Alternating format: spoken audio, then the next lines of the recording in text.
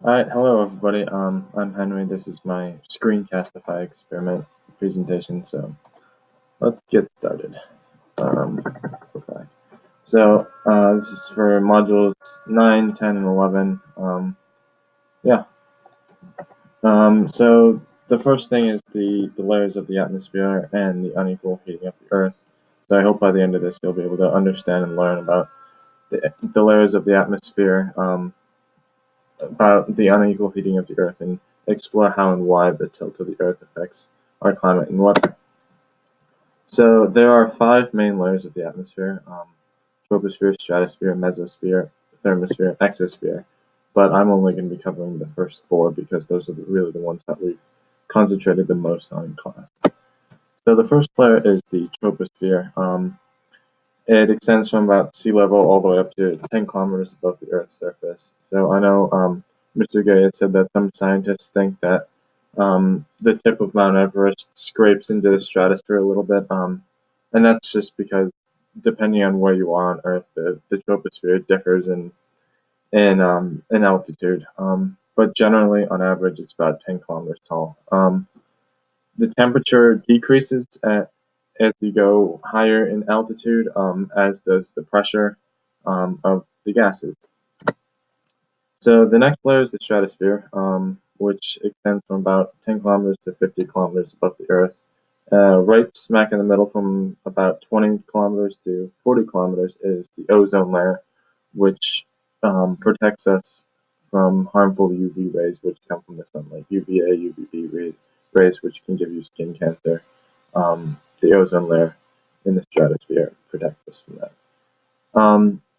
So, as I said before, with the troposphere, a few powerful thunderstorms can just get into the lower reaches of the stratosphere. Mostly commercial jets like this A380 here fly in the stratosphere, because they can get up above the weather. That's why when you look down on a plane, you can see all the clouds below you. Also, the temperature starts to increase slightly as you go higher up in the stratosphere, and yeah. So the next layer is the mesosphere, which is from about 50 kilometers to about 85 kilometers above the Earth's surface. It is the coldest part of the atmosphere. The temperature just drops off significantly from the top of the stratosphere to the top of the mesosphere. Um, the air is much less dense in the mesosphere than down below, and also, as you can see from the picture, that's where a lot of the that's where a lot of the meteors burn up. That's where rocket ships burn up also. So the fourth layer that I'm going to cover is the thermosphere. It's from about 100 kilometers or so, depending on where you are, to about 1,000 kilometers above the Earth and extends into space. Um, it's made up of about 80% nitrogen, 20% oxygen. It is by far the hottest part of the atmosphere. And some cool things about it is that's where, as you can see again, the northern lights or aurora borealis occur. Um, we're a little too far south to see them quite like this, but they're still pretty cool. So the uneven heating of the Earth and the Earth's tilt is what really creates a lot of the climate that we have here on Earth. There's a 23.5-degree tilt to the Earth, which means that the sun's rays hit the Earth at different angles, such that at the equator, the sun's rays hit it at a 90-degree angle, which means very direct, concentrated penetration, which means that the areas around the equator and ITCZ are very ITCZ. That's it. Are get a lot more sunlight than say the poles, because as you go north or south in latitude from the equator, of um, the angle of hitting it, I guess, becomes more and more oblique, and that's what really creates different temperatures on Earth. Another thing that contributes to it is the idea of albedo, which is a percentage which reflects the percentage of light that is reflected from any given surface. So high albedo equals more reflectivity, which means that something is cooler. So, for example, ice has a very high albedo because it reflects a lot of light. That's why when you walk across the snow, which also has very high albedo, it's very bright in your eyes because it's reflecting so much sun. Lower albedo means lower reflectivity, which means that the surface is hotter. So, for example, pavement or blacktop is got a very low albedo and it absorbs a lot of the sunlight. So this this picture here, which I found, which I thought was A, really pretty and B, really cool, shows the albedo of roughly Africa and Europe. So you might be able to know right here, this big red zone are the Sahara and Arabian deserts. So sand is very reflective, and so it reflects a lot of sun, but also some parts of it are pretty absorbent. And so that's why when you walk across a beach on a hot day, for example, your feet get really hot and it's really bright, and the beach is hotter than, say, for example, like the woods around it or the lake. So when you combine albedo with the tilt of the Earth and the unequal heating of the Earth, that's why we get different climate here on Earth.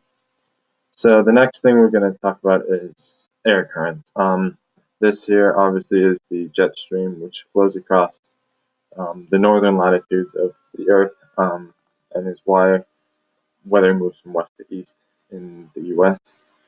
So I hope by the end of this you'll be able to talk more comfortably about air properties and the way it moves in the atmosphere, about what drives and creates atmospheric currents, and also learn more about how the Earth's rotation affects air currents and explain how air currents over mountainsides occur. So there are a couple main currents or convection cycles: the Hadley cell and the Pullen-Farrell cells, and really there there's a lot of similarities between them. The Hadley cell occurs between the equator and 30 degrees north and south latitude. So it's just that band that goes all the way around the Earth from the equator. Um, it, so essentially what happens is you've got a warm surface, like you can see in the picture down over here. This is warm surface. My foot is blocking it out, but that's okay. So you've got a warm surface, and the wind is blowing across it. So the wind picks up the warm light air, funnels it upwards, and then as it goes up in the atmosphere, it cools and becomes more dense, and so then it falls, and then the wind picks it up again and gets heated, and then the convection cycle um, repeats itself. So the Hadley cell is in the intertropical convergence zone, and then right up above that is the Farrell cell, which is located between 30 degrees and 60 degrees north and south latitude, and then which is very much the same as the Hadley cell. And then you have the polar cell, which is over the polar zone, 60 to 90 degrees latitude, north and south again. So the polar cell really only stays over that, and they're cold air currents, so that's why the poles are very cold also.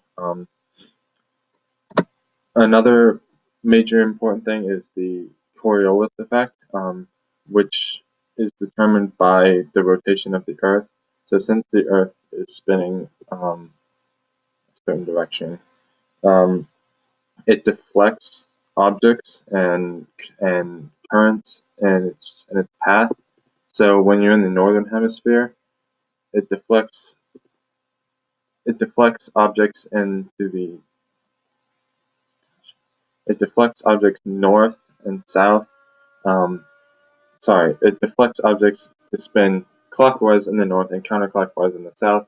One example of this is the jet stream in the northern hemisphere, which, when you think about it, clockwise kind of means that it travels west across the Earth, I'm going to get cut off here.